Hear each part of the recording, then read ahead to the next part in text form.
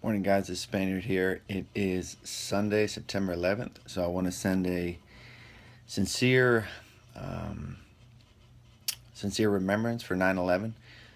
As most of us can agree, we'll never forget where we were at that time. And for the young people out there who don't fully know or remember 9/11, which is crazy because to us it seems like just yesterday, I encourage you all to really tune in and listen and understand the gravity of 9/11, and let us all remember them. All the people who lost their lives, all the people who assisted the emergency workers in post explosions.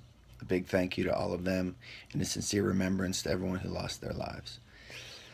So today's reading is daily reading number 24, and I'm in my son's nursery. We have four little ones under the age of 3 at my house right now, so it's been pretty chaotic. No sleep last night, and just getting my bearings straight today. But I just read another chapter of How to Win Friends and Influence People.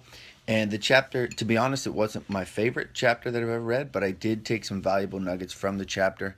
The first one, it's a really neat idea, but this is most I relate this most to when I was a teacher and for other teachers out there. So there might be a kid in 3rd grade, 6th grade, whatever grade, who you know is coming to your grade. So you already have this kid, he already has a reputation laid out before him.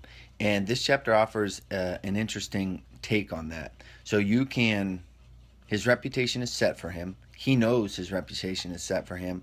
So you can assume this reputation of him and he can follow suit. Or, and this is the takeaway from this chapter, it says this, it says, assume and state openly that other people have the virtue you want them to develop.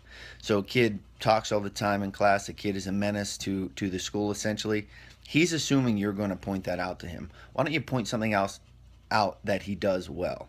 And it's not a solve all, and it's certainly not going to work with everyone, but it is going to make him think, wait a minute, this teacher, this boss, this leader is not earmarking me like everyone else does. So again, I'll read that. Assume and state openly that other people have the virtue you want them to develop.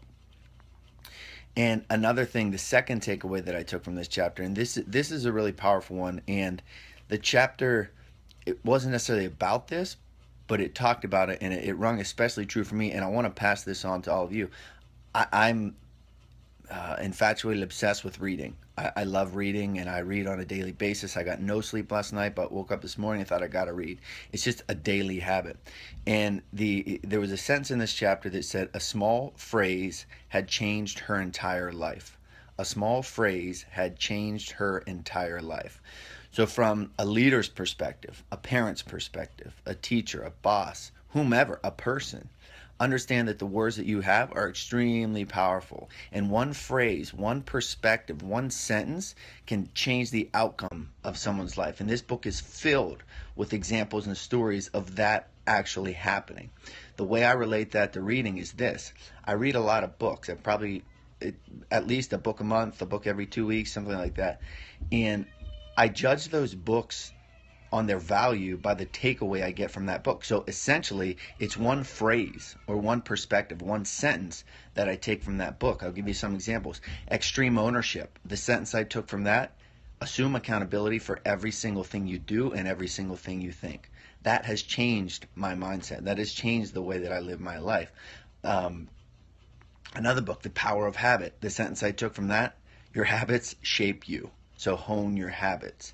Some of the other books I've read, The Slight Edge. The sentence I took from The Slight Edge, small, consistent, daily actions repeated over a long period of time produce huge results. The Alchemist. The Alchemist is actually one of the few fiction books that I read. The takeaway that I took from The Alchemist is this. Everything you're looking for, everything you're searching for, might be right in front of you the entire time. So just to touch on this chapter, the first one is that of assume and state openly that other people have the virtue you want them to develop. Their path is laid out in front of them. Their reputation is set. So why not change that a little bit? Why not critique that a little bit? Offer them a different reputation to live up to. And that's what the author really stresses is provide something for them to live up to. and perhaps they'll follow it. And the second thing is the power of a small phrase and how it can change people's lives. So be aware of what you're saying, be aware of how you're saying it. And I mentioned several books here.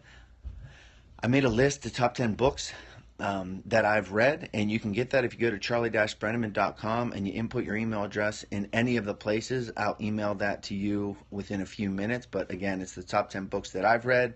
This is Daily Reading 24, The Power of a Small Phrase. I hope you all enjoyed.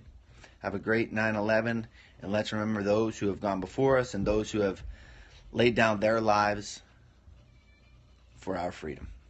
Have a great one.